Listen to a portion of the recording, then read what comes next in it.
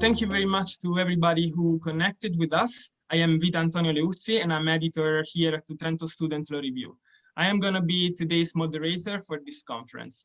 Let me briefly state a couple of things before we introduce today's speakers. So first of all, I remind everybody that the conference is going to be recorded, so that you know that whoever is speaking can be, the video, since the video is going to be published in our YouTube channel, if you speak with your camera and your phone and your microphone on, you are going to be recorded as well. So if you want to make a question, just type it in the chat, and then we are going to ask the question to our speakers. We will decide next what to do with the video, but for now, we are just going to record it. Second thing, I ask you to turn your camera off, please, while you are not speaking, excluding the authors. The author can leave it on, but please turn off the microphone when you are not speaking so that we don't have any interferences with the audio and stuff like that. So going on, let me introduce today's conference. This is the third conference of our cycle of 4 conferences. And today we are going to talk about the article called Analytical Note on ISDS Reform from a Knowledge Perspective that we published in our last volume. Today's authors are Kartekya Dwivedi. He holds a degree in global affairs from Jindal School of International Affairs in New Delhi, and is currently attending a postgraduate program in diplomacy, law, and business. The second author is Amika Bawa. She received her master's degree in diplomacy, law, and business from Jindal School of International Affairs with a dissertation on knowledge sharing and exchange in South-South cooperation. Another author is also Mr. Pramth Dewan. He's a penultimate year undergraduate law student at National Law School of India University, but unfortunately he's going to join us in some minutes because he had a very important meeting with this university, so he is very much excused. Today's discussant is going to be Paolo Turrini, who is a researcher in international law here at the University of Trento.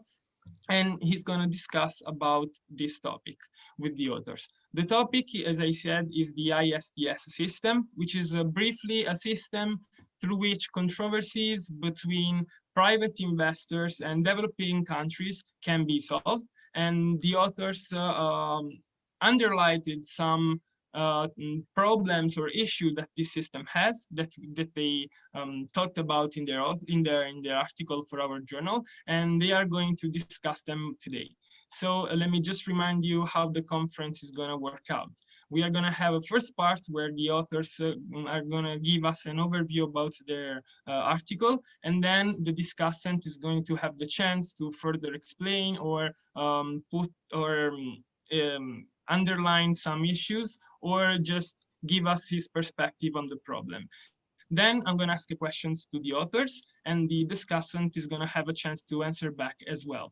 In the last part, if any of us from the chat have any questions, feel free just to ask them. As I said, you can choose between turning on your camera and your microphone and speak, or just type in the chat, and we're going to ask the questions directly to the speakers. Without further ado, I'm going to leave the floor to the authors, and thank you very much for being connected with us, and enjoy the conference.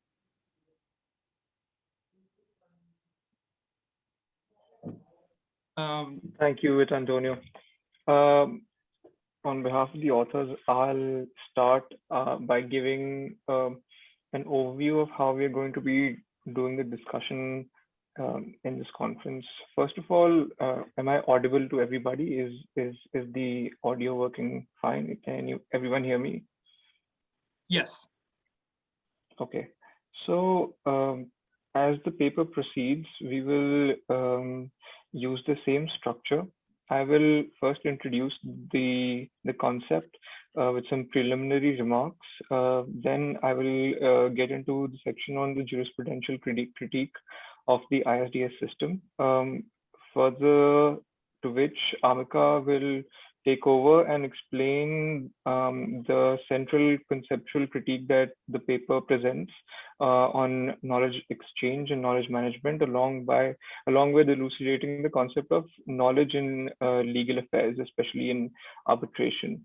Post which I will again convene probably with the third author, or if he is not able to join us, then I will go ahead and talk about some of the reforms that we suggested to the process through our paper.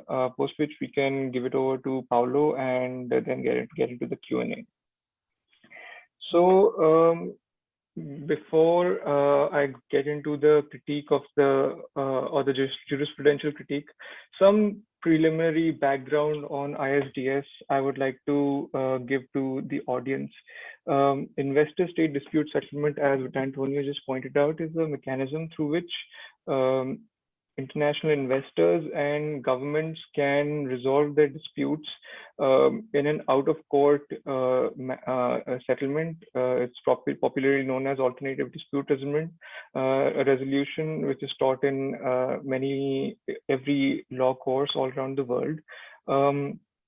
In the context of foreign direct investment, there is one very important institution that undertakes this exercise. It's a part of the World Bank called the International Center for Settlement of Investment Disputes. It is the leading ISDS institution and provides guidelines for the arbitration of international investment agreements, which are done between countries, predominantly with a view of facilitating foreign direct investment. So a little bit background on ICSID, also known as ICSID. It was established by a convention called the Convention on Settlement of Investment Disputes between states and nationals of other states, popularly known as the ICSID Convention. It was signed by 153 countries, came into force in 1966. And it is believed that through this convention, the ISDS format was introduced for the settlement of investment disputes in a more institutional way. So the ISDS format was originally created to offer safeguards to investments that were coming in from developed and more richer countries towards developing countries, because it was the view that developing countries used to have or even still do a lesser or less developed legal system, which meant lesser security for the investment of the foreign individual who's coming in. And therefore, there was the argument that because of a less developed legal system, an out-of-court settlement, which is probably negotiated by an international institution, in this case the ICSID, part of the World Bank, is much better for the performance and the viability and the security of investments, because there were cases of nationalization of companies or mob violence or more security related threats that presented a big challenge in the facilitation of international investment. However, as the world economy developed, there were new trends that indicate that investors contemporarily are arbitrating against developed countries instead of developing countries. So a little bit of a data point that I'd like to present is that the newly registered cases in 2015 had the maximum percentage of arbitrations against Western European countries, as against only 15% on Sub-Saharan African and even less, 11% on Middle Eastern and North African countries. So this suggests that there has been an evolution in the function of ISDS, which is more than a simple method of investment protection. And due to the lack of robust domestic legal frameworks in developing countries. So some of the scholarship that revolves around this phenomena is by a Finnish international law professor and former diplomat called Martti Koskiniemi. He has opined very famously that ISDS's existence is no longer a relevant factor in the attraction of foreign direct investment, and the same applies to bilateral investment treaties, which are the method through which countries negotiate what kind of regulations are going to exist between their country's investments. Furthering the academic debate, there are scholars who have recognized the positive effects of ISDS, like Christoph Scheuer, who has said that because of ISDS, there are relevant standards which prevail in developed countries that show spillover effect into domestic systems of the developing countries. That means there is an effective transfer of standards of regulation, which in turn create or promote democracy and good governance. Critiquing that, another scholar called Rebecca Lee Katz, a very famous authority on international investment arbitration, she has suggested that on the contrary of domestic legal systems of developing countries, which is argued that they favor domestic investors to foreign investors, and because of less developed legal frameworks, they have very varying degrees of laws and jurisprudence. CAD says that ISDS itself is a framework which functions in vagaries, and the different tribunals often reach different sets of conclusions based on the same sets of facts. So there is no evidence that there is no empirical evidence that ISDS actually promotes democracy or promotes good governance. While there is enough evidence that it actually promotes obfuscation and sort of reiterates existing power structures which are against the interest of developing countries, with a view to prevent their economic development. So this is the context in which the debate is occurring with regards to investor-state dispute settlement as a function of not just international finance but international law as well. So going forward, I will recount a few of the existing critiques that a lot of scholarship has generated against the ISDS system. Post which I will hand over to Amika, who will talk about the particular critique that our paper talks about. So when it comes to jurisprudence, there are really five things that are not proper with the ISDS system. First of all, this activity that happens between investors and states is one-sided. So if there is, say, an ISDS arbitration, that arbitration can only be initiated by a private investor against a government. A government cannot initiate an arbitration against the investor. So that is the first issue that creates that impugns the sovereignty of a government. And moreover, it leads to something called regulatory chill. Now, regulatory chill is a phenomenon where, because of fear of arbitration against themselves by a foreign investor, a local government may be deterred in issuing regulations that are in the interest of the public, or creating public policy that is in the interest of their population. For example, these regulations can be in the context of on the environment, or health related, or fiscal regulations, or otherwise any regulations made in public interest. The local governments are deterred, or in a more colloquial way, they catch a chill in issuing these regulations, because they can be considered grounds for a suit under ISDS format, because it potentially hurts the profits of private investors.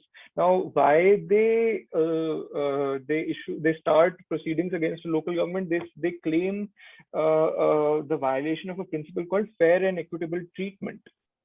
Now, this is a very key phenomena in bilateral investment treaties or international investment agreements at large, that and even in WTO, that that a local government will treat a foreign company's goods and services or investments functioning in their country at par or in an equal manner as they would treat their own domestic private investors. So they the foreign investors, they make their cases in such a way that it can be any public regulation can be construed as a violation of the principle of fair and equitable treatment. And I'll give a few examples. So the infamous case of TechMed South America versus Mexico, where Mexico had to pay damages to TechMed when Mexican government refused to renew TechMed's license to operate a hazardous waste landfill, which was found to be in breach of their standards, and in breach of, on the other hand, in breach of the fair and equitable treatment in the ISDS format. So Mexico actually had to pay to TechMed because they sort of did not renew their license. Now, there are many such cases. So the case of the Renco Group versus the government of Peru, SD Maes versus government of Canada, or Saluka Investments against the government of Czech Republic. There is Eureko versus Slovakia, CMS Gas versus Argentina. All of these cases have something very common. They have been awarded in the favor of the investor, finding the breach of the principle of fair and equitable treatment.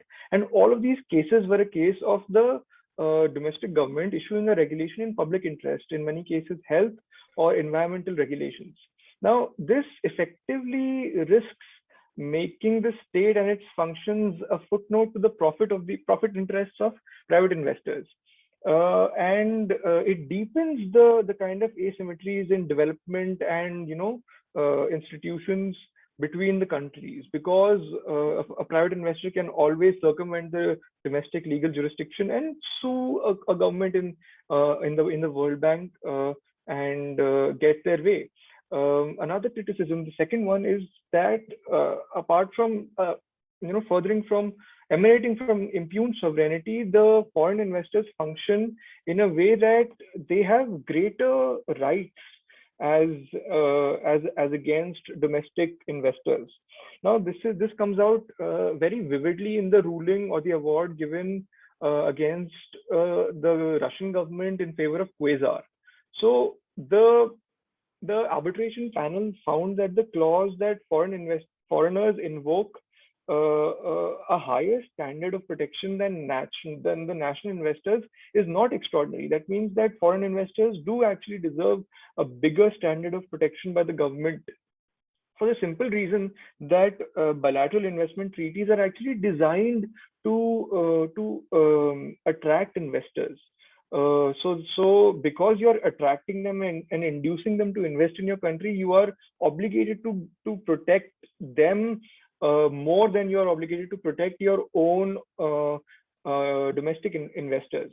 But even as logic follows, this sounds as a breach of fair and equitable treatment, because it's not equitable in the first place, and it's never fair. But if we keep law aside for once, and you just talk about politics and theoretical international relations, this claim has many problems. It suggests that foreign investors can function with impunity in the domestic local setup, and the ISDS system actually accords them an almost diplomatic privilege, because they cannot be sued in the domestic government, the domestic courts, by a local government. And this is the same as diplomatic immunity, which is accorded to a sovereign nation state and its agents. So, say a diplomat cannot be arrested in a country on basis of the Vienna Convention. This is de facto an extension of the Vienna Convention of consular relations or diplomatic relations towards private investors.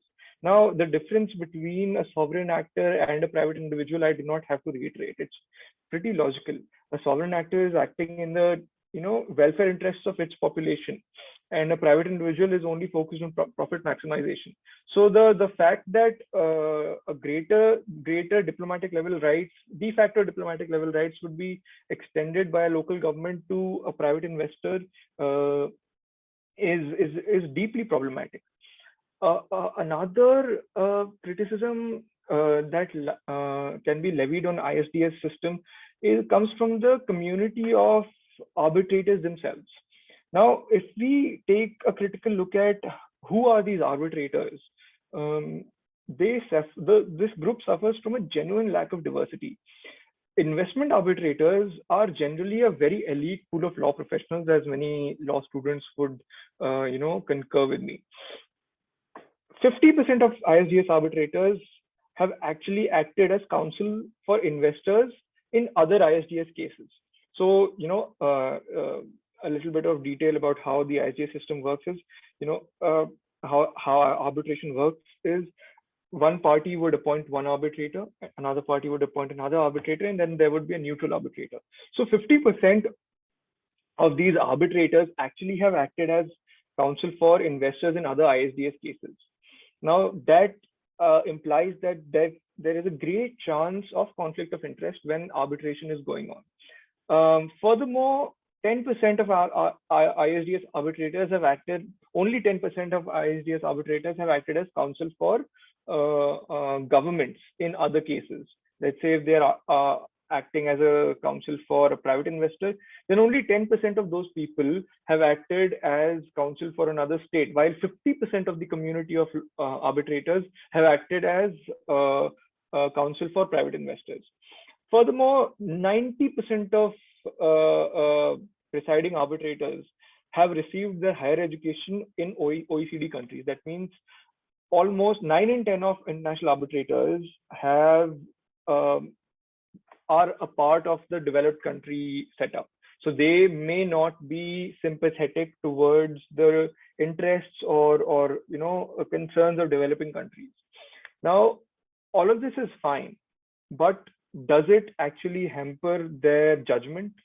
Now, that's a question that Michael Weibel and Yanhui Wu have empirically answered through econometric modeling and analysis of data. And they concluded that this homogeneity of arbitrators actually leads to bias. Their political outlooks are very limited, so that creates one kind of bias. Their economic theories, because of being educated in OECD countries, their dispensation towards economics is very neoliberal, and that creates a bias towards private investors against developing countries, who generally, even if they are pro-market, have a welfarist bent because they are poor countries. So this sort of this problem compounds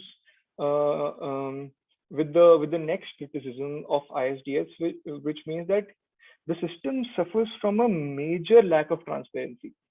Now, because arbitrators are homogeneous doesn't mean that, they have a political bias, doesn't mean the system itself has a problem.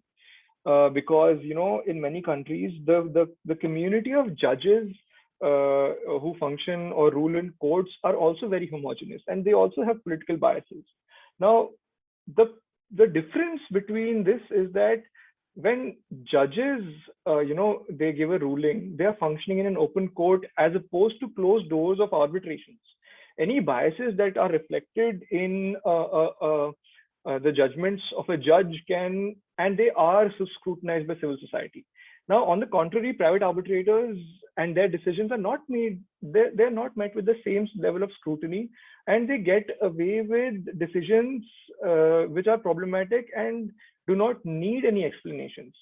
The public interests and consequently public policy, hardly finds its way in ISDS negotiations, while it actually does find its way in open courts, because civil society has a capacity to act as amicus curiae or a third party, neutral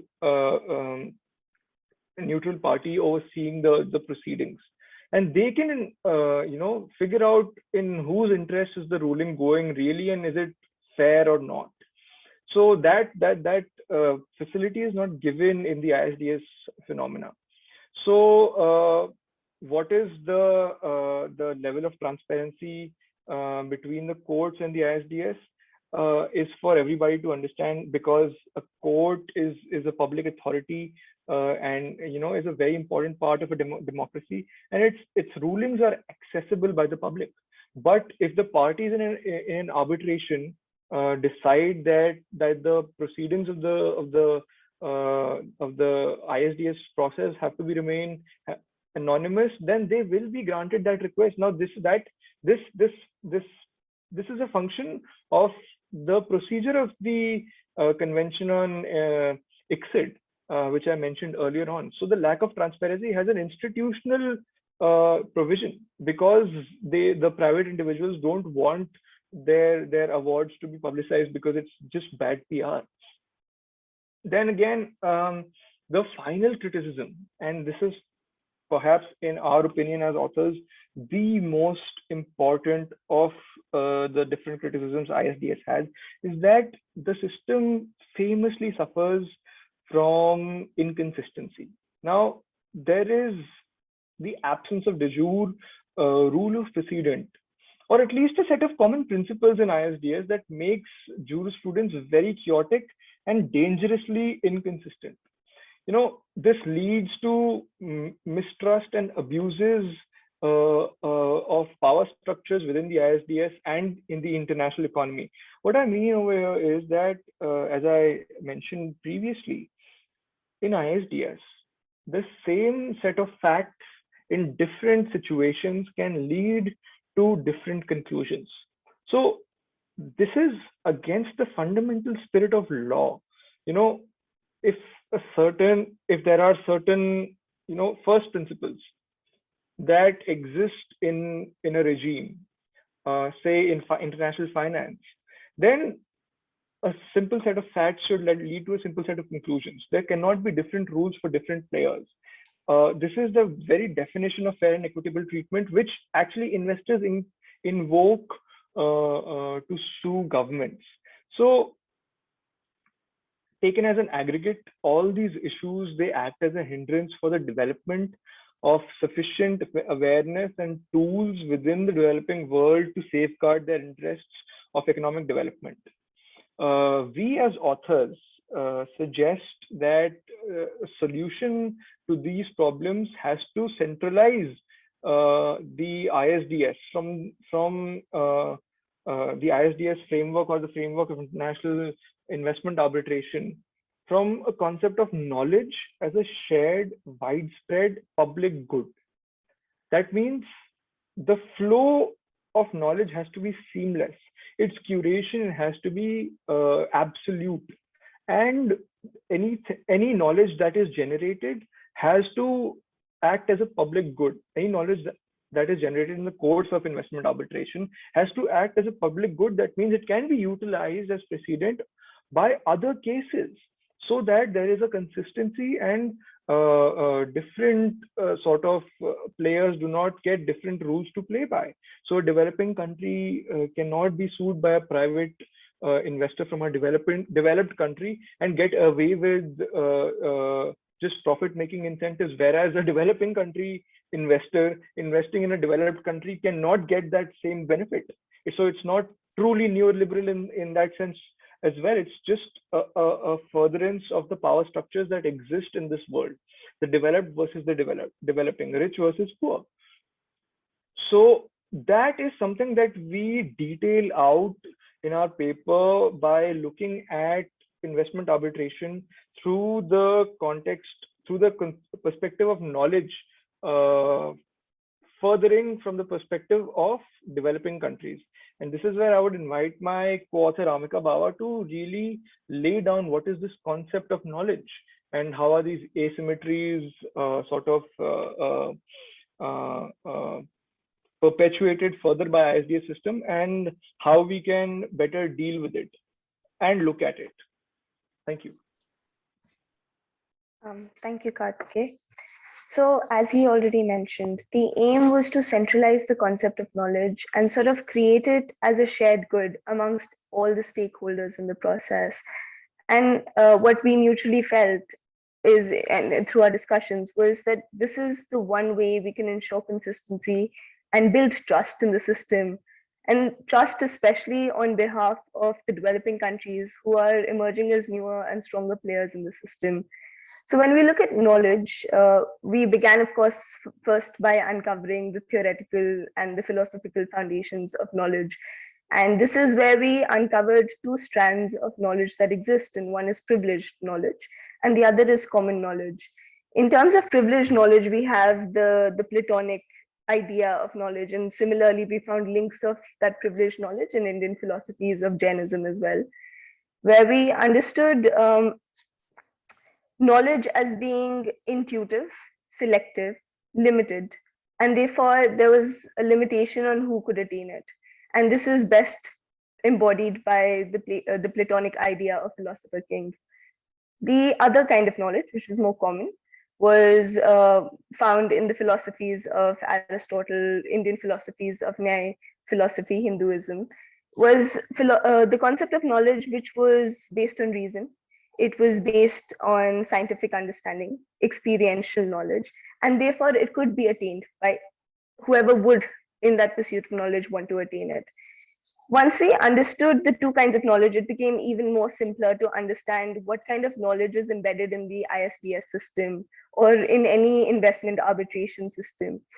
And this is where we uncovered knowledge asymmetries that exist, which of course link to power asymmetries. There's been a lot of literature, particularly in political sciences, where knowledge is, linked to power and how it creates and fosters and curates power. And in investment arbitration, we saw power asymmetries also creating, knowledge asymmetries also creating power asymmetries on who produces the knowledge, who has access to this knowledge, or who can even apply this knowledge to their favor.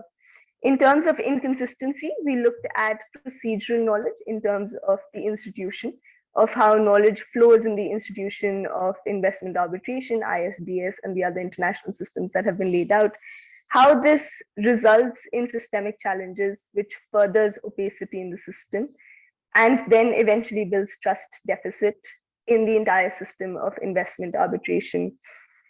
So here we start to see a system of have and have nots.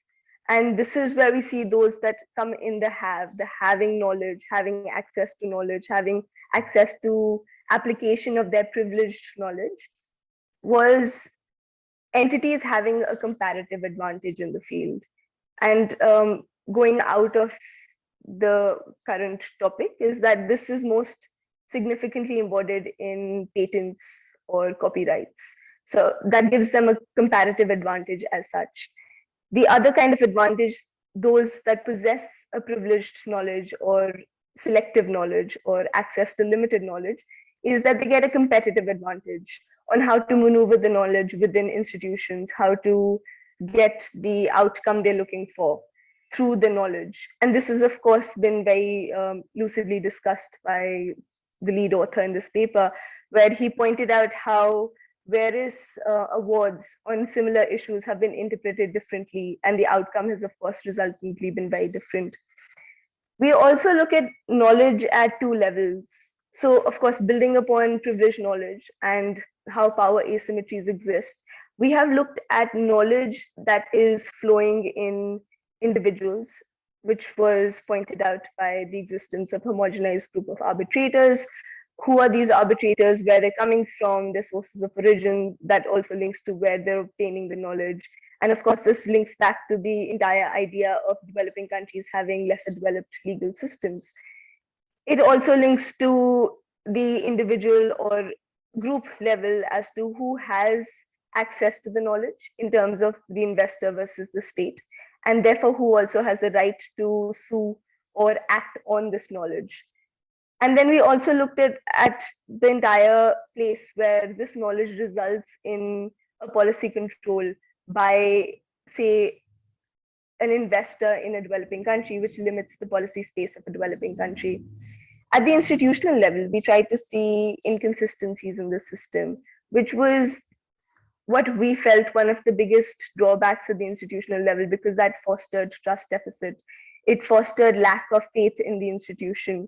And very succinctly, a lot of authors have already pointed out that the lack of consistency, the lack of predictability limits how one seeks justice as well. And here we've already discussed cases based out of Mexico, out of USA, related to the NAFTA agreements. And we've seen that knowledge and how the information that is obtained through the processes is interpreted differently. clearly in favor of those that possess knowledge, and those that hold and possess the power dynamics. They have the preference in the power dynamics. We have seen inconsistency in the application of the knowledge. And we've also seen a point where there's no base in the institution. And this is where we have come across several authors like Lee, Pare, Katz, who've pointed out that there's a need for precedents to be set up. And because they don't have strong precedents, there's a lack of base. And one of the points that was very succinctly put was, because there's no precedent, there's no scope for fair judgment, which furthers this entire asymmetries that exist. It furthers the entire knowledge asymmetries, which furthers power asymmetries. And then we spiral back and forth into the entire cycle of not having trust in a system or in the pursuit of justice. And in this entire theory, the aim is to sort of understand what kind of knowledge is flowing, who is creating the knowledge, who is applying the knowledge. And that is where we have come to a conclusion as to how there's a right to development among developing countries as well. And where they need to have access, there has to be a more common flow of knowledge. So at an institutional level, there has to be a stronger flow of knowledge in terms of the common knowledge and less privileged knowledge. Albeit at the individual level, there will be elements that continue to emphasize and have more knowledge, have more access to higher legal systems. But at an institutional level, with an attempt to sort of balance out the system, there has to be a stronger grounding in common knowledge that is based on something that's reliable, that's consistent, that's attainable. I'm just going to sort of unpack the idea of knowledge, because while our entire theory rests on knowledge systems, something we discovered throughout our research was knowledge is a very heavy concept, and it is often used differently in different streams, in different subjects. And we sort of applied this concept of knowledge from our previous research, where we focused a lot more on development finance, and where we've tried to understand what exactly is knowledge. So if you really break it down and look at it in its most raw form, knowledge can be said to be learning which is applied to any experience. It is the meaning we derive out of an experience. And it's built upon how we process information. So if information at its very core is relevant data, based on context, based on the purpose that we have the data, we then apply human cognition, cognitive abilities, how we understand, in fact, even biases come in this process, how we apply all this human capacities to the information that's present at hand. And we apply it and we transform the information into knowledge. And in the legal system, we see this knowledge manifest and create itself in multiple forays. We have law, which is not only the word, but also the intention behind the law, the application of the law. We have the processes that ensure the application of the law. We have the outcome, the awards, the decision-making, the judgments that come out. And then, of course, the reliability on the judgments as well, the precedents, the faith in the people that ensure that they'll go back and get a similar judgment on a similar cause. So this was the basis of us applying the knowledge system at its very core, to sort of understand what is knowledge, what is flowing in the system, and how we can ensure a more transparent system, which is actually going to ensure fair and equitable treatment, not just for the investors, but also for the states that are involved. I'll pass it back to Kartekya, who should point out, I think we don't have Pranav here with us yet. So Kartekya can just wrap up.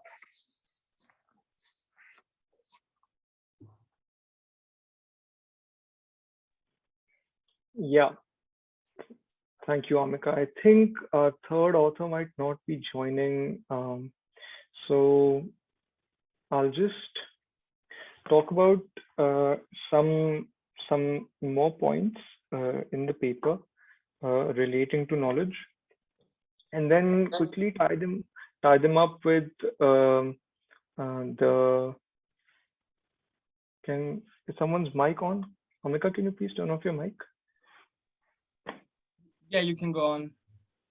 Yes, thank you. So I'll just quickly tie them up with some of the reforms that we are suggesting and where are we coming from about those reforms. So as Amika pointed out, there is a difference between information. There's a difference between information and data, and then there is a difference between data and knowledge. So what we are talking about is when knowledge is generated through a process of deliberation in an investment arbitration, and that knowledge has to be a public good. It cannot be something that is very limited in its accessibility and its function. Knowledge generated in a particular case, the jurisprudence that's utilized in a particular case of ISDS cannot stay within that case. Other cases have a right to look at, to understand, and to deliberate further upon what was right, what was wrong in those cases.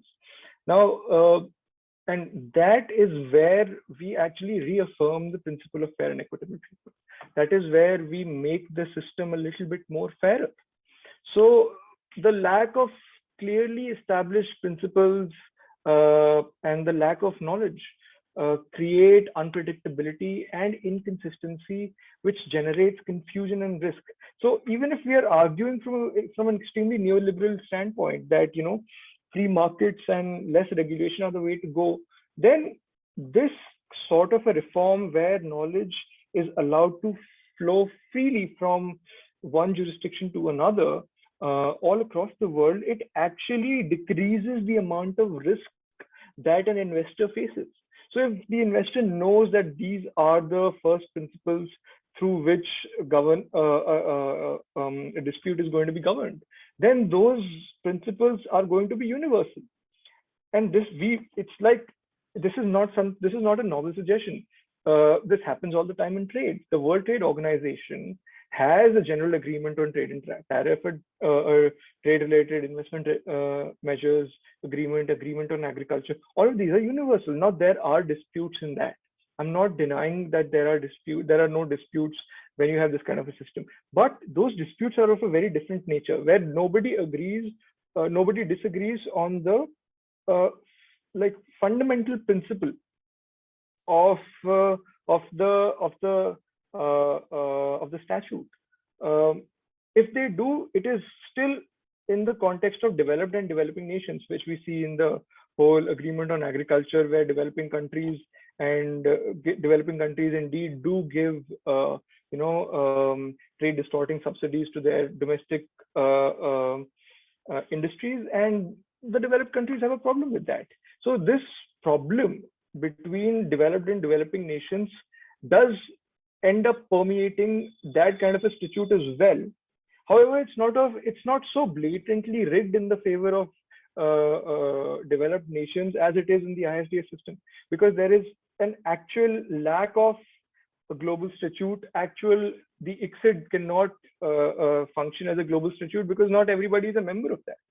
So the WTO has a more widespread membership of developed and developing nations. So for example, India is not a member of the ICSID convention. That means that there is a need for procedural as well as substantive reforms. So I will talk about procedural reforms first, which are what kind of things can be done in particular, to make the system a little bit more fair, a little bit more better.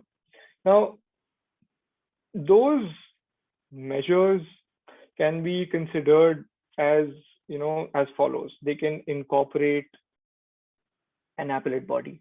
There can be an altogether new permanent organization, replacing the ICSID, which has a bigger and widespread membership. A new international court, for example, as the recent TTIP treaty between US and EU is calling for, and where that, according to that court, there has to be a new investment statute. Now that international investment statute, this is where it provides a great segue into the substantive reforms, wherein what kind of first principles do you want that new statute to reflect? So something that has been widely accepted in the international economy is this idea of reparations, and a sort of a payback of the exploits of the past 200-300 years of European colonialism in Asia and Africa and in Latin America. So there are developing nations and there are the OECD nations, and the OECD nations do provide a percentage of their gross national income as development assistance towards the developing nations, or the global south, as you might call it. What we recommend is that a substantive reform should reflect a new international statute that incorporates the right to development of developing countries when adjudicating international investment disputes. What we argue for is that bilateral investment treaties should have a simple feature where the right to development through the foreign direct investment that's coming from a developed country is recognized. And that is what is lacking in the current system. It's not just lacking, it's actively prevented by the existing power structures. So in an ideal scenario, a bilateral investment treaty must contribute to the economic, social, and institutional development of a southern country. But if not, it should at least not hinder it, right? But because of the ISDS system and the prevailing power of foreign multinational companies of developed nations, what happens is that developing countries are forced to negotiate a bilateral investment treaty that actively circumvents the domestic legal jurisdiction, as I've talked about it previously also, and directly goes to the ICSID in an ISDS format. So that all the jurisprudential criticisms that I talk about, they function through these instruments called bilateral investment treaties. So we recommend a cohesion of all these investment treaties into a singular statute executed by a singular court, recognizing the principle of right to development, of economic cooperation between developing and developed countries, and through that the propagation of knowledge and a fairer and more equitable investment regime. So what are some of these substantive reforms that that can help the developing countries? Apart from the first principles of right to development and economic cooperation, there are some more particular elements that the UN has actually categorized as performance indicators. Now, this is a fairly technical economic argument that this paper makes, that the linkage between foreign investment and economic development is very explicit, and it can be quantified. The development of a nation by the policies of its government is the primary concern of that government, not the profit of the international investor. If both can happen in tandem, then that's great, and that's what is the prevailing sentiment, or at least the facade of the prevailing sentiment in international economics. So what are these performance indicators? So they are basically categorized into 6 types. An investment, when it comes into a country, has to have export performance. That means it should lead to the country developing a capability of export of a good or a service, whatever it is. Then there should be a joint venture. Whatever equity ownership structure might prevail, but there has to be a bit of propagation of commercial activity in the receiving country of the investment. Then there has to be an increase in research and development. There has to be a transfer of technology. There has to be more employment and training and skilling generated as a direct consequence of the investment.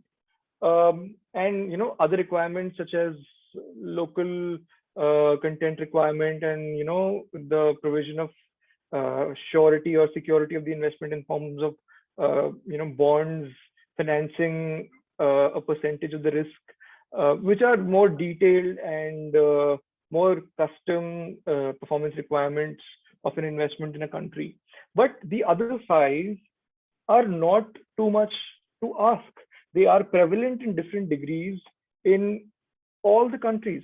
So for example, when China says that you cannot come into our country, to the Americans, that you cannot come into our country unless you make a joint venture with one of our companies with 51% of equity in some sectors, to our companies, that is just a more extreme version of performance indicators, which has served China very well. In the past few years, China is the country that has lifted the most people out of poverty, followed by India. And India also has a very strict regime of performance indicators, where foreign direct investment is capped in many sectors to less than 51%. That means, and that has to be followed all across the global south, all across developing countries, because a lot of countries do not have this institutional capability like China and India. For example, Southeast Asian and African nations, they do not even know that they can ask for these things when they're negotiating a bilateral investment treaty. So this is something that we would like to harmonize between the developing countries. So as much as a China benefits from an international investment, an African country, say the Central African Republic, which actually trails the global lists of performance indicators, economic indicators, also has the same chance of benefiting from the international investments through a universal statute. So that is the extent of our criticism when it comes to the ISDS format. Now, this paper in no way is total and absolute in its criticism. There are many more ways and many more things that are wrong with the ISDS system.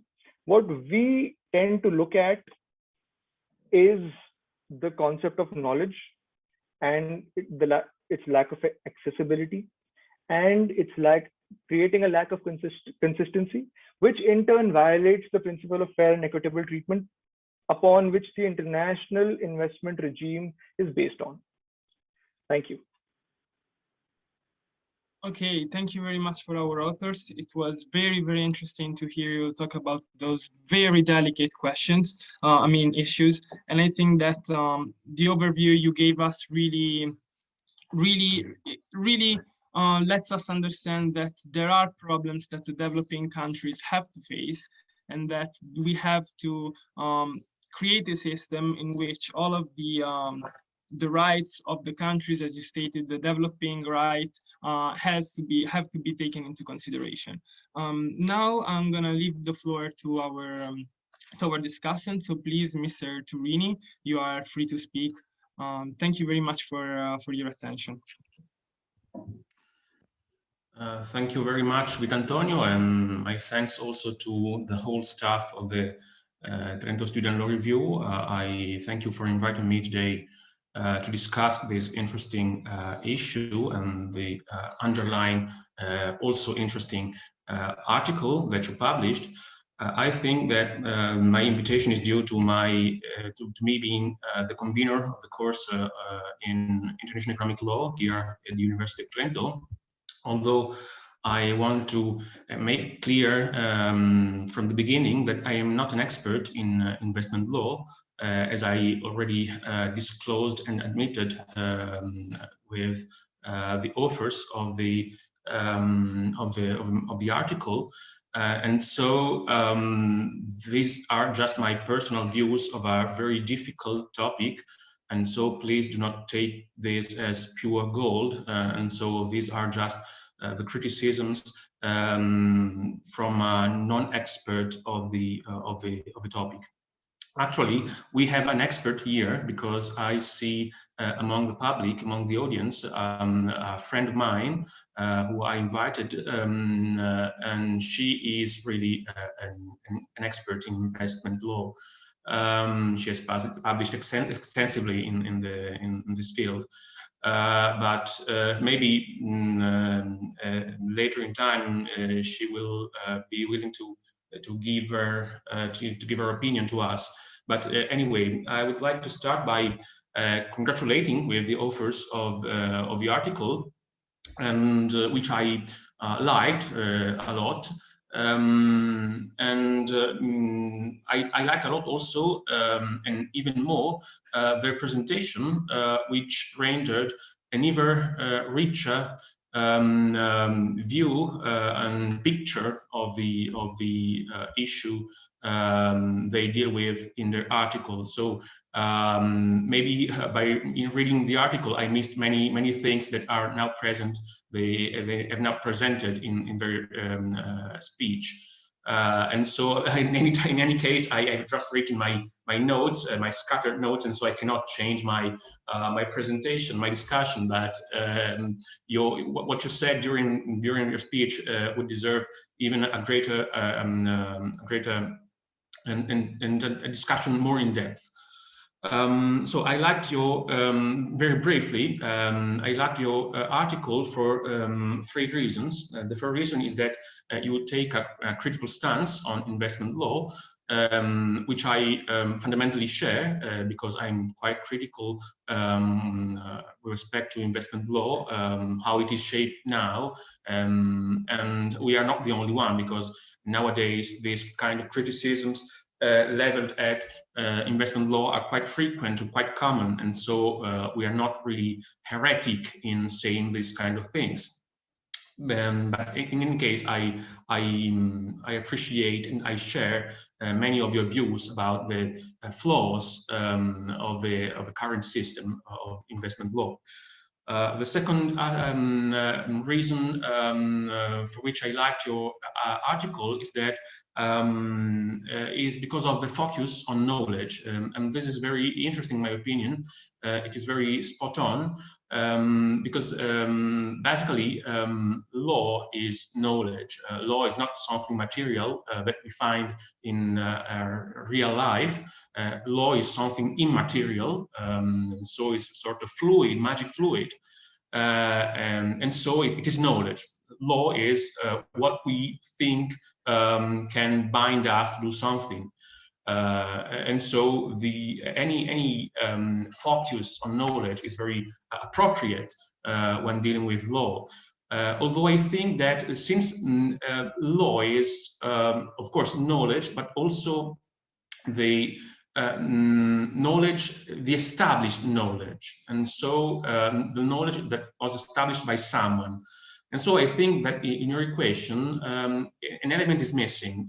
On the one hand, we have knowledge, but what perhaps is not really evident in your writing, and that could have been stressed more, made more evident, is power. Power is the counterpart of knowledge, because there is someone who can enforce the knowledge. In your essay, is very clear. You are speaking of courts substantially, but courts are not the only actors that may enforce knowledge. In any case, this will become clearer, I think, later on during my discussion. And the third reason why I liked your article is for some interesting ideas you expound here and there. And I'm thinking more precisely to some inputs, insights you give to the reader towards the end of the article, especially basically just before the conclusions of the article in the last section. I just wrote down a couple of your sentences, and I quote, at some point you speak of the new ISDS bodies or dispute courts should take into account the positive and negative effects or externalities of such investments when considering the breach of the contract or treaty. This is very interesting in my opinion. I don't know if it is an original view, but in any case, it is a view that would have deserved a better analysis, in my opinion, because it is very interesting.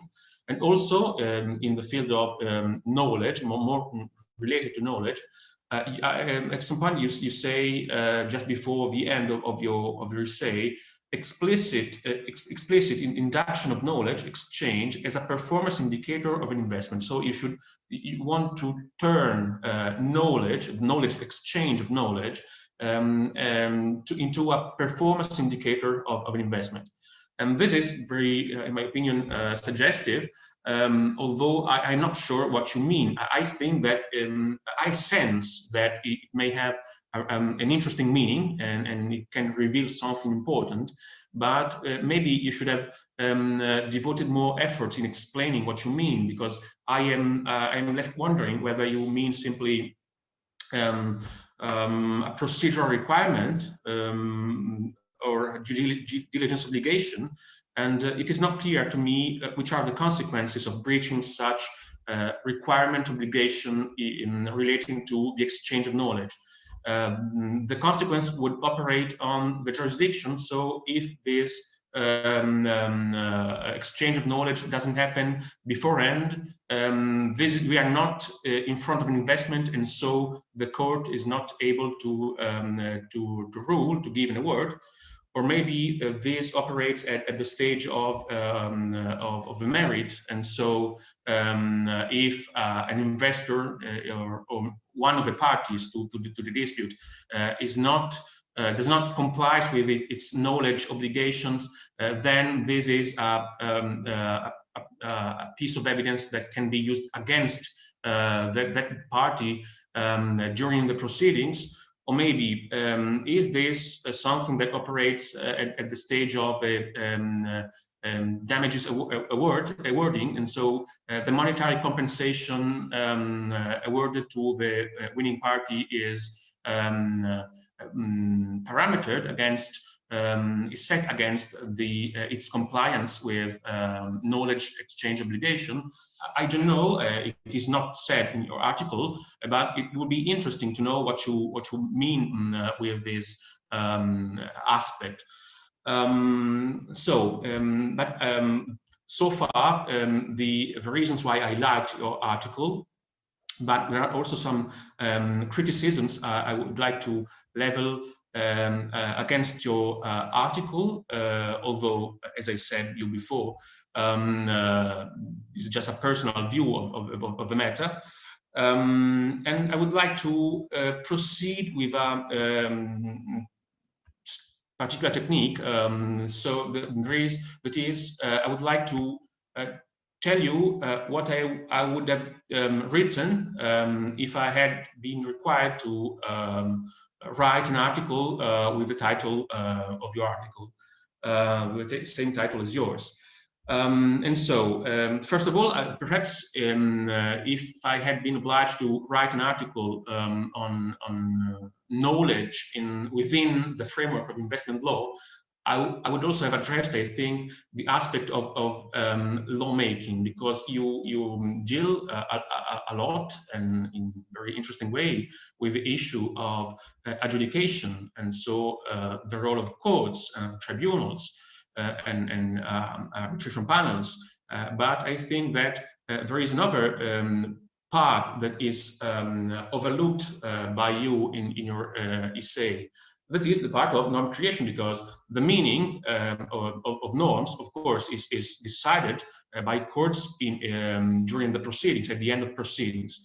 But those that are interpreted are norms existing because they were forged at the stage of lawmaking. And so even this aspect it is interesting in my opinion. You know that there is a wide similarity among bilateral investment treaties, but in any case, many, at least 3, I think, generations of bilateral investment treaties can be detected.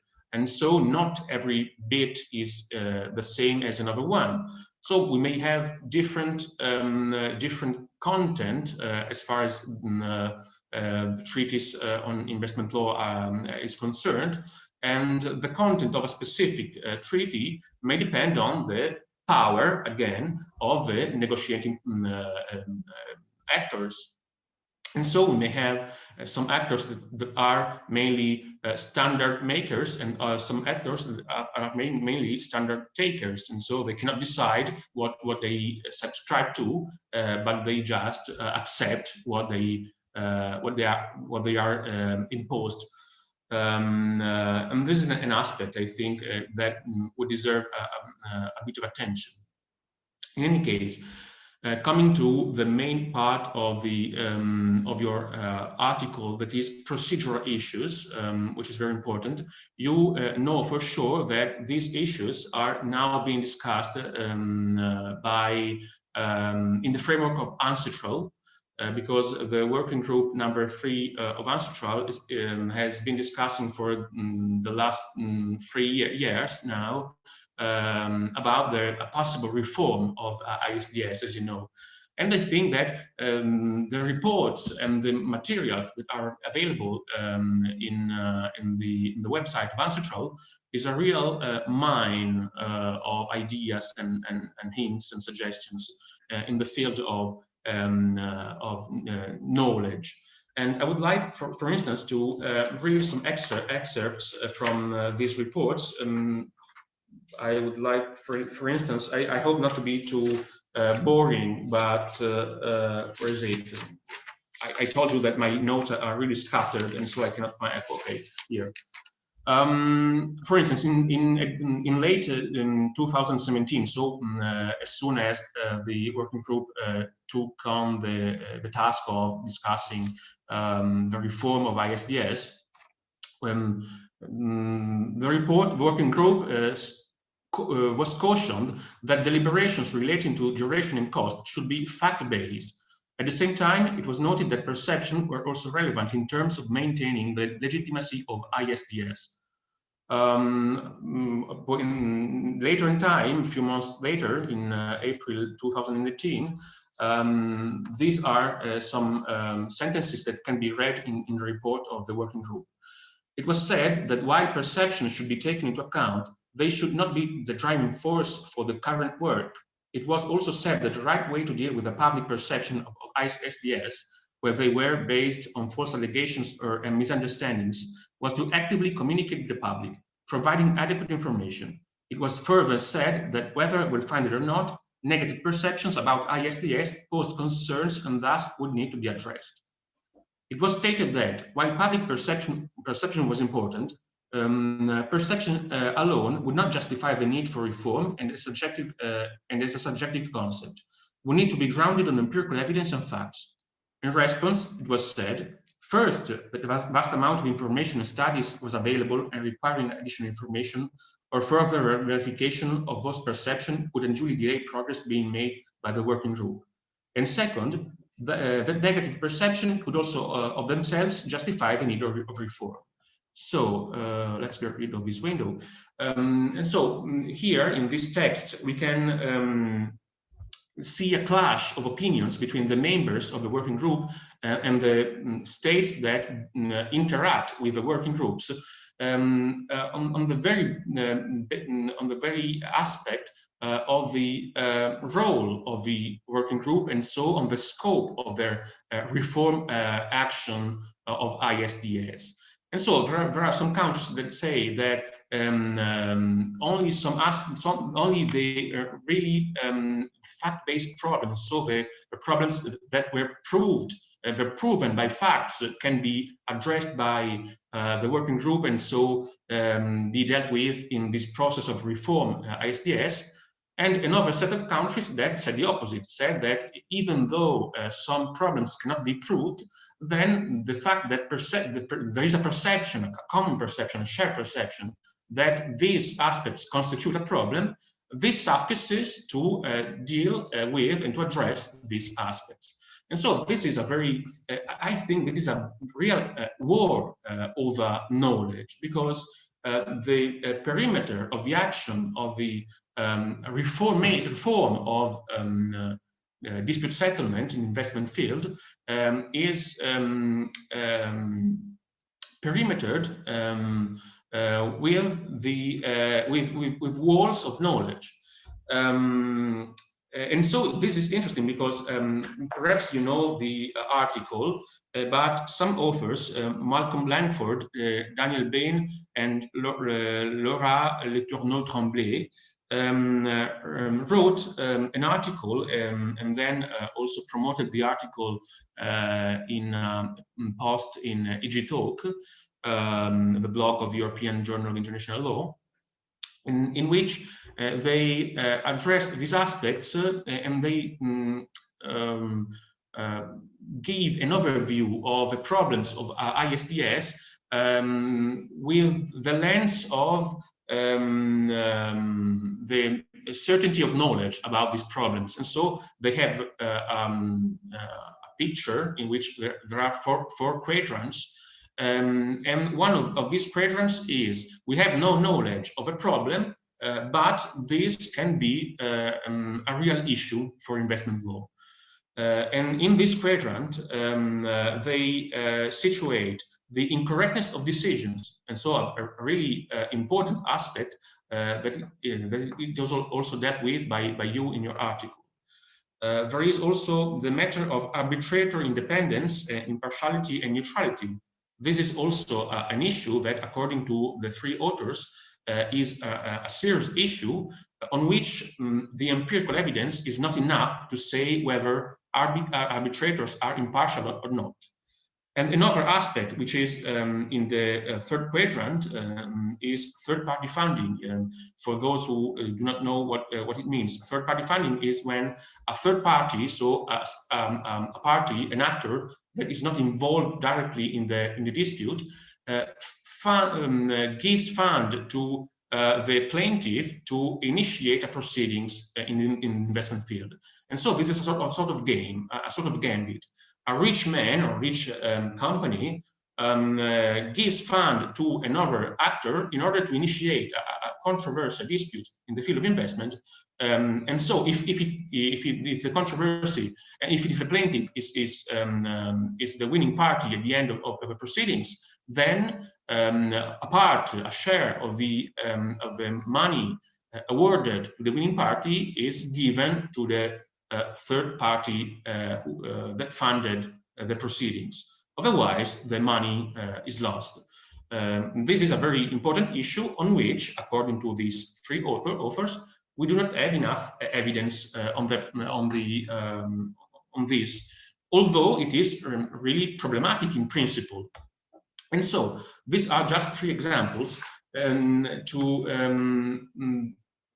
to explain that if we take the approach of only allowing fact-based problems to be addressed by the working group of the ancestral, then many important issues would be left outside the scope of action of this working panel, because some of them are not substantiated by facts, not yet at least. Maybe they will be in the future, but as of now, they are not substantiated by facts, and so they are just rumors. They are not real problems. They're just rumors that are spread by people who want to say bad things about investment law. And so this is a very important issue, in my opinion, and this entails, as I said before, a sort of war and battle over knowledge. But this can be also replicated in other aspects. For instance, even though the working group has been working on these issues for 3 years now, there is no solution yet, and apparently it is very far to come, the solution. But if we read the reports of the working group 3, we find many, basically all possible solutions concerning the reform, a possible future reform of ISDS. And so you name a possible outcome of this reform process, it is named, you can find it in the report. And just to make some examples, in a field that is of interest to us, because you dealt with it in your essay, to address the aspect of consistency and more generally the aspects relating to adjudication. Some of the proposals that have been put forth are the strengthening of involvement of state authorities for preliminary settlement of disputes, guidance to arbitral tribunals, claims commissions, introducing a system for prior scrutiny of awards, introducing a system of binding precedent, setting up a system of preliminary rulings, introducing an appellate mechanism, setting up an appellate body. And so these are just 7 or 8 possible solutions that are very different from each other. And also another possibility is the creation of an advisory center. And all these solutions entail different consequences in terms of knowledge sharing. And also, and just to complete the picture and to make it even more complex, all these solutions, or many of these solutions, are also you can find other different options within every single option. And so, for instance, there is the options of setting up an appellate body, but then the problem emerges of the composition of this appellate body. And so, should it be composed of people of long-standing positions, or should it be composed of people who remain in charge for a shorter term? And should we have a fixed, very strict rules concerning the origin, the national origin or economic origin of these people, or not? And so on. So we may, for every single solution, we find a vast array of different possibilities. And again, as I told you before, each of these possibilities entails different consequences in matters of knowledge and knowledge transfers and knowledge exchange. And so you should, I think, I would do that if I were required to write an article on your topic. I would analyze every single possibility in order to see which are the consequences entailed by that possibility in terms of knowledge. And they may be quite different. And they are not to be taken for granted, because this is, I think, a mistake you do with your essay, because you take, you of course look with favor at certain solutions that are the establishment of a permanent tribunal and the enforcement of a system of precedents. And they are interesting and fine, and they have been advocated for by many people. But you make, I think, my personal view, the mistake of thinking that this would solve the problem of establishing and creating a fairer investment law regime. But this is not to be taken for granted, I think, because it is true that a permanent court would have some aspects and the settings would be so as to facilitate some the solution of some problems. For instance, if we have a permanent court, it is likely that the members of this court are less short-sighted, and since the decisions are there to stay, probably it is likely that their decisions will be rendered with a greater far-sightedness. Okay, so it is easier that a permanent court would facilitate resolution of the issues that you analyzed so well in your paper. Also, it would be easier to craft a mechanism to compose a culturally diverse bench in the case of a permanent court than it is possible with ad hoc panels. However, this, as I told you, it is not to be taken for granted. This is a possibility, even a reasonable one, but it is not the necessary outcome of such an issue. Just an example, a different example from a different field, but just to let you know what I mean. The field of international criminal law underwent similar problems in the 90s because it was said to be very, how can I say, very focused on the losers of wars. And so the international criminal law was biased against those who lost the war, and because tribunals were created just to prosecute those who lost the war.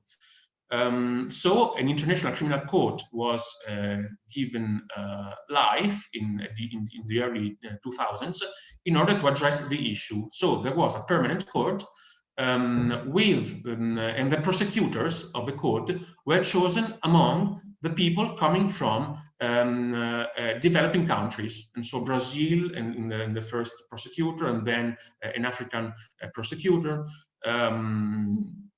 who just stepped down. So we have a very optimal framework, a permanent court and non-developing countries, prosecutors coming from developing countries. Sorry. Did the thing change? No, basically no, because the International Criminal Court continued to operate as a court of the most powerful states, and so the only people that were prosecuted by the court were just the people coming from poorer states, and not the people coming from rich states like the US. And so we had a very favorable setting, but the situation did not produce the outcomes that everyone was hoping for. And so again, you should not take for granted that a given solution produces certain outcomes. And moreover, the very choice of a solution or another depends on power. And so you have to take this into account also. And finally, this is my last point because I've spoken too much, the issue of diversity and balance of representation. And here again, I have some quotations. I do not want to quote them at length because it would be boring. But the issue of diversity in the composition of arbitration panels, arbitration tribunals, have been raised many times in the working group number 3 of the Ancestral. And perhaps I want just to read one of these excerpts. And it reads, views were expressed in support of the current methods of selection and appointments of ISDS tribunal members based on party appointment. It was said that both claimant investors and respondent states enjoyed broad autonomy in the selection and appointment of arbitrators under the current ISDS regime, which should be preserved in the context of other reforms under consideration, such as a code of conduct. It was said that such a mechanism, whereby disputing parties had a say in the constitution of the tribunal, brought confidence in the current ISDS system, particularly to the investors, but also to states regarding their accountability to the policy stakeholders. It was, however, suggested that there was a need to revisit the party appointment mechanism ISDS and to limit the involvement of the disputing parties, as party autonomy needed to not be a key component of ISDS. In support, it was said that party appointment was the main reason leading to concerns about the apparent lack of independence and impartiality of decision makers in ISDS. It was also suggested that reforms would need to address all the concerns identified by the working group in a holistic manner. And so here, in very few lines, I can give you the references if you want, because I've realized that listening to a quotation, a spoken quotation, is quite difficult. And so if you want me to give the text of this quotation, I can give you. I can do this by mail after the conference. But what is striking, in my opinion, in these few lines is that two opposite views are presented by the working group that is simply summarizing the stances raised in the working group itself, and this demonstrates, in my opinion, that the war over these issues is still raging in the working group, and I think that we cannot give it for granted that the solution will be one favorable to the one you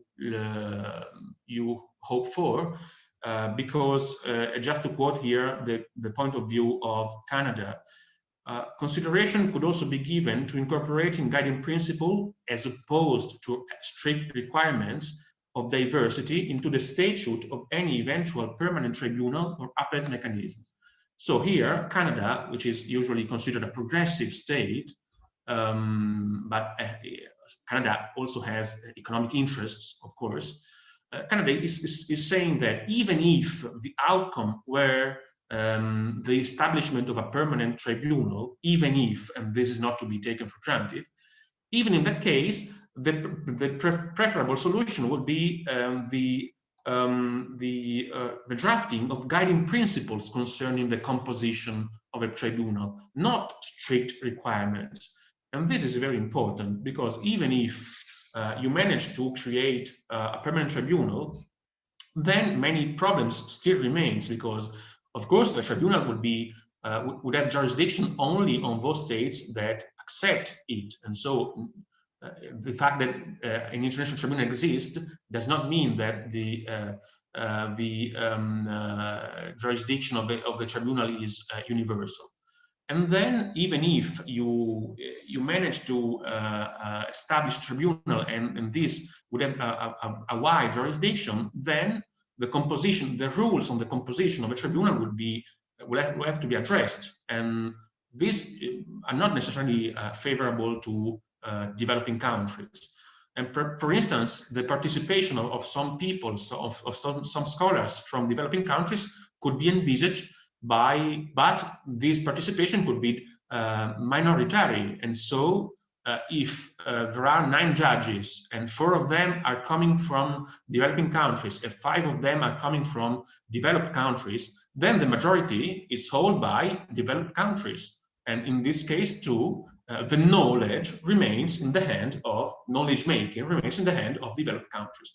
And this is a very important aspect because otherwise participation can be simply a token participation, a symbolic participation, not a real one able to impact on the production of knowledge. Okay, so I think I went too long, and so I thank you for listening to me. These were more or less the things I wanted to say, and thank you again. Thank you very much. Your suggestions were very interesting as well, as I think Professor Turrini, and he highlighted some issues of the paper, which are not only the issues, I think, of the paper, but in general, when we discuss about such complex issues and situations, it is easy to sometimes when we express some ideas, it is difficult every time to know what are the consequences, especially when we talk about such complex systems that require the attention of the developing countries, which is, of course, something that we should all pay attention to. So this being said, I think we have to go to the next phase, which is going to be the question and answer, since we are running out of time, and it took us very long, but I'm very pleased of having heard the 3 of the speakers of today. So if the authors have something very brief to say with regards to Paolo, Mr. Turrini presentation, or otherwise we'll go straight to the question and answer. But I kindly ask you to be very brief. Yes, of course. I'll be very brief. I agree with most of what Mr. Turrini has said, except for one thing. He said he wasn't an expert, but clearly he's very well researched, and it's always a pleasure to discuss these issues with somebody who has also, gone through the existing literature that's gone around. I wanted to talk about all the issues, but since the time is brief, the concept about looking at power along with knowledge, that was something that we as authors were very keen on. But given, the constraints of space and characterization of issues, and the fact that in India, this debate is extremely nascent, there was a little bit of a trade-off. But I did make it a point to talk about power as much as knowledge as a concept, governing these issues. Then there was he was talking about knowledge as a performance indicator, and I wanted to point out that within the paper we have actually dealt with this issue where we talk about knowledge and foreign direct investment within, explicit link. The idea of knowledge as a performance indicator, it can be addressed in the sense that apart from the research and development effects that an investment has in a particular country, the sharing of knowledge and information between the host state and the investor company regarding the operational side of an investment, it would lead to building mutual trust. Now, if you have trust, then you have less chance of having a dispute. So, the sharing of knowledge in that sense can act as a performance indicator in its own right, which not only increases the economic development of the receiving state, but reduces the chance of having a dispute from the perspective of the investing company. Then an increase in the curation and exchange of knowledge would inevitably make the quality of returns much better, because that's essentially the point on research and development as a performance indicator. But yes, knowledge has a very important and probably the most critical role to play in it. Furthermore, knowledge exchange can, over a period of time, help in institutionalization of processes in different sectors. So just to give a simple example, let's say there are renowned best practices in the BPO and KPO sectors, which handle a lot of foreign direct investment in South Asia, particularly in India.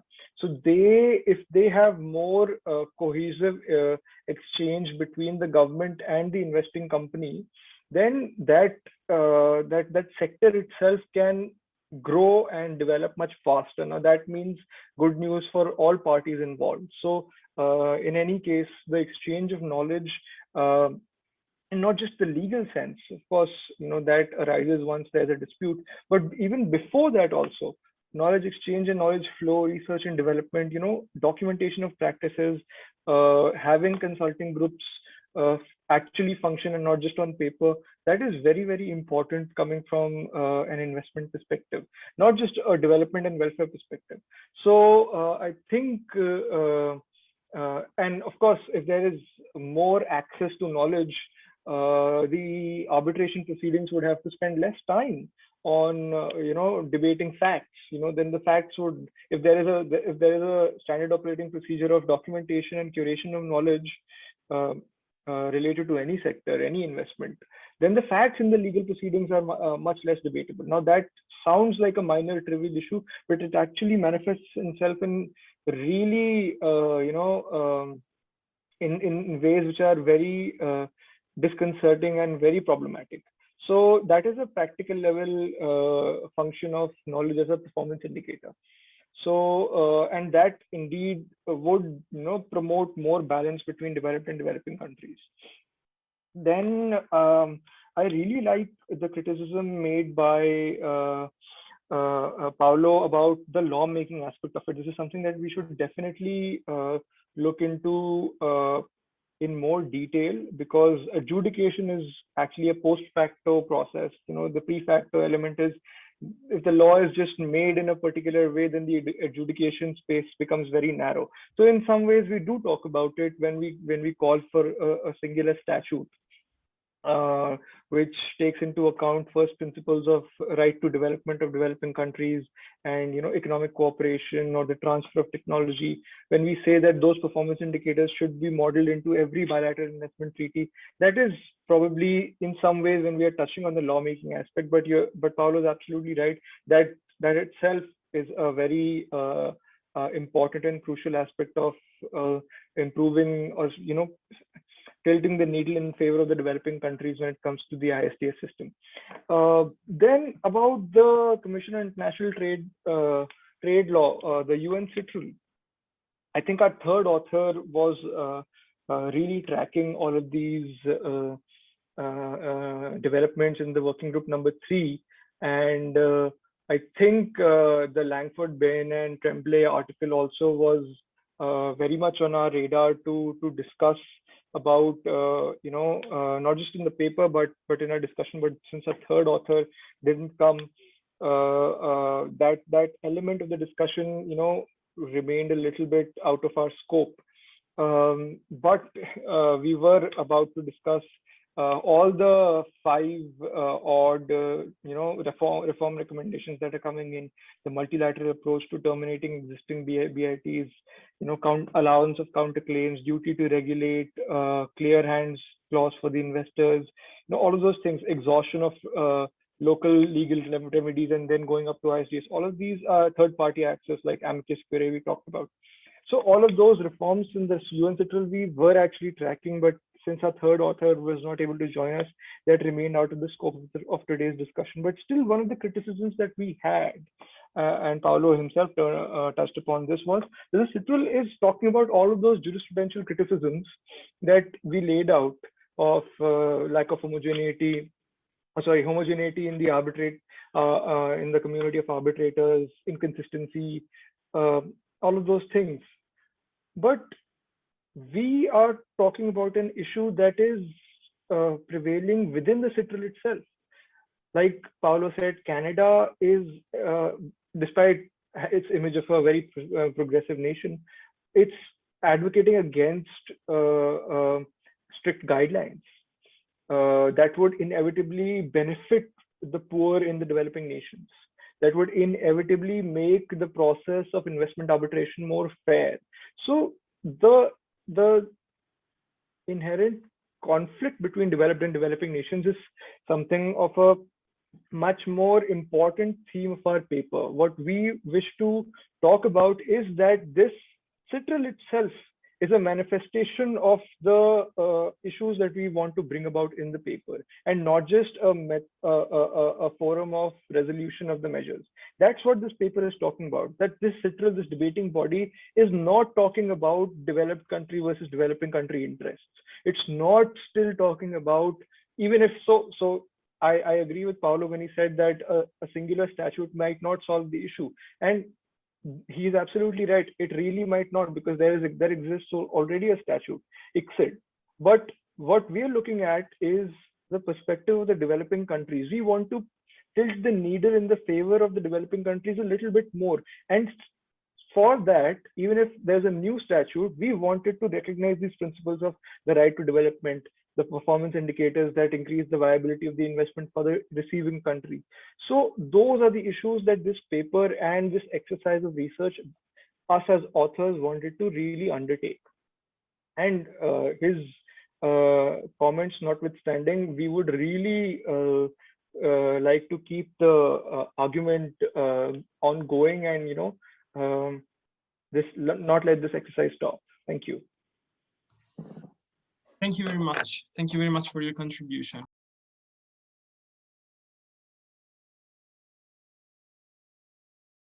Now, I'm sorry, but we are running out of time.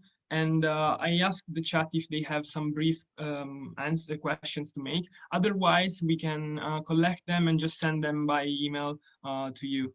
So yes, there is something in the chat. So Federica Cristiani says, thanks so much for the super interesting presentation and discussion. I really like your article. I would like to ask you, do you see any hints or reform in the direction you prospect in the article in any of the ongoing investment agreement negotiations, in the recently agreed in principle EU-China Comprehensive Agreement on Investment, which provides for a section on investment and sustainable development? Or do you think there are some specific best practices from which ISDS can learn from? You can find the question in the chat as well. Right. Does Amika wish to take it, or Paolo have some thoughts on it, or may I? Yeah, if you have something to say, just go ahead. Right. So I think it's a very important question about the direction of reforms that that can impact the ongoing investment negotiations. The EU-China agreement in particular is a very recent one, and really there haven't been any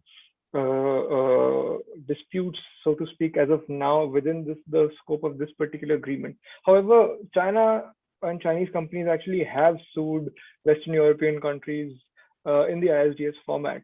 So that's something that I have been talking about, that as the mechanism was designed to safeguard the investments of a developed country in developing countries, it's really not anymore the case.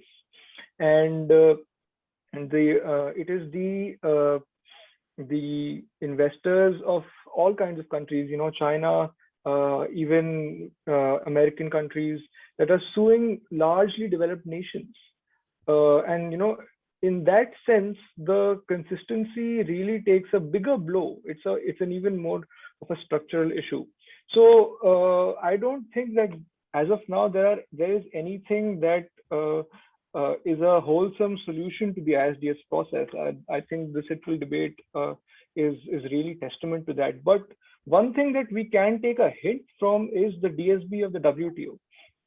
WTO, even though it's flawed, it still has a fair amount of representation when it comes to the appellate body, because the negotiators are actually diplomats of member countries. And if there is a trade dispute, it is handled at a track 1 level. It's not that a private company is suing a sovereign government, even though that might just be the case at hand in the issue. But some of these things are really fundamental in nature, and the investment arbitration process has to evolve in this sense. I think Paolo talked about how the criminal law went through a similar process in the 90s. I think this is not something unimaginable. It's just that the global community has not yet come around to regulating the flow of investments in a much more robust manner.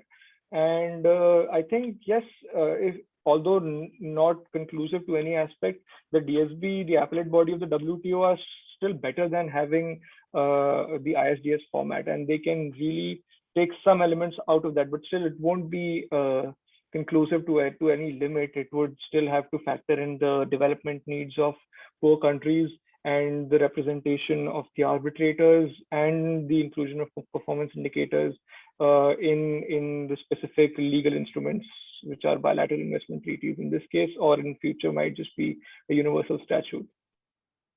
So yeah, that's my understanding of this question. I hope that it's informative. Mr. Turrini, do you have anything to add? No, not really. I just want to make a very brief remark on the comparison, or the tentative comparison of the word of investment law with the word of trade law in the WTO was mentioned both in reply and in the first speech of the authors. But I'm not sure the the comparison holds, both because maybe, although I think that WTO is a successful example of lawmaking and organization, international organization making. Now in 2020, it has revealed also some deficiencies, and all those who know the word of trade law also knows that the differences inside a very diverse WTO has also brought to a stalemate in the aspect of lawmaking, and so sometimes it appears that the WTO is almost broken. It does it does quite well what it was envisioned for many years ago, but it is not able to renew itself in order to address the new challenges of the new millennium. And so perhaps the WTO should not be taken as an example to imitate, and to one should not think that that model should be followed. I don't know. And in any case, even if it were, please take into account that not in another geological era, something similar was proposed, and it failed, because at the end of the 90s, so just 20 years ago, the OECD tried to give life to an organization, a multilateral investment, a multilateral agreement on investment, the MAI, that never saw the light of day because it failed. The countries did not support it. And so just 20 years ago, this solution was envisaged, but it failed. And we should take this into account, because if we take as an example a solution that was already buried by states a few years ago, of course, now it may be that the times are ripe for such a solution. It may be. I don't want to argue against this hypothesis, but we should also take into account, take history into account, and do not think that everything is possible, because history perhaps has proven that some solutions are not possible.